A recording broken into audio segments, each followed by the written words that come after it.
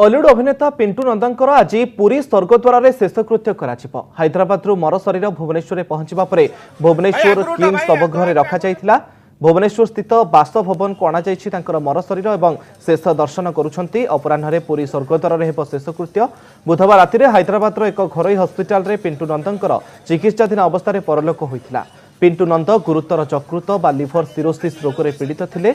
Album हिरो film हिरो comedy villain अभिनयर सबु क्षेत्र में निजर स्वतंत्र छाप छाड़ी जाइछन्ते पिंटू।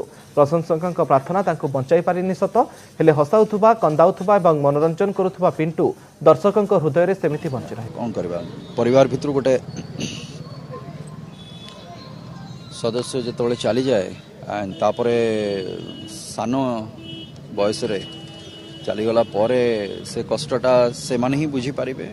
एवं आगुरी भी कहूली जो मैंने भल पाइकी एत बाट नहीं आसचंती जो दर्शक कथा कहतु बा जो मैंने फैन अच्छा कहतु समस्ते तो आहरी कष्ट से जो मैंने तैयारी करें तो भल पाइबा देचे एकाठी काम करेचे किंतु पिंटू को सही जगार अभिनेता तैयारी करिबारे जो मानकर हाथ रही तो आहरी कष्टकर समय। भुवनेश्वर स्थित बासभवन में वर्तमान समय अंतिम दर्शन करुछंती प्रशंसक माने हॉलीवुड जगतर बड़ बड़ कलाकार एवं अनेक सिने प्रेमी उपस्थित रही पिंटू नंदनकर शेष दर्शन करुछंती।